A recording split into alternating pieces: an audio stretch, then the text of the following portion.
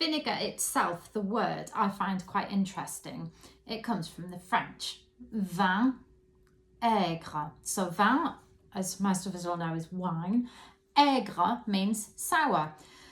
As we said, you need to have the alcohol first before the acetobacter then eats it up and turns it into the vinegar. This one is literally a bottle of wine that we didn't actually finish. I know that's disgraceful, isn't it? Especially, you know, seeing as Francois is actually French. I've covered it so the air can get in and just let those bacteria do their magic. I'll just leave it for, you know, a couple of months. I've got this one here. This one's an experiment. Now, this is a demi-john. Like I said, it's an experiment. I'm not sure it's going to work. This is all beer that was at the end of a barrel. I've put it in a demi-john. You can see it doesn't have a wide top like, you know, some of the other jars do, but I figured why not try. So that is there, you know, doing whatever it's doing. I think it must be doing something good because, as I said before about the fruit flies, there were some on it. Now this one is absolutely ancient. I can't remember when I did it. It's got blueberries in it. I can't remember what else I did. It might just be blueberries. You can make it with any fruit. I've made it out of bananas, out of sort of slightly soft strawberries, obviously not mouldy, but you know, you can tell they're getting a bit old and tired. Blueberries, pears, and it makes amazing vinegar. When you taste them like individually, like put them on your chips, you don't notice, but if you like have them all lined up and you have like a little sip, you can taste the difference, which I find quite cool.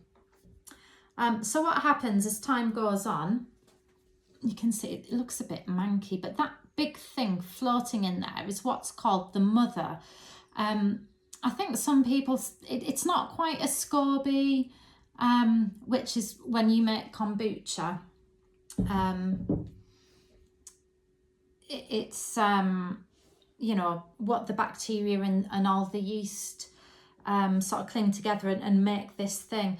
They're quite precious. So if you want to gain some time and cheat, I've already got a mother in here and I'm setting off a new batch, let's imagine. I can plop the mother in and that will help speed up the process.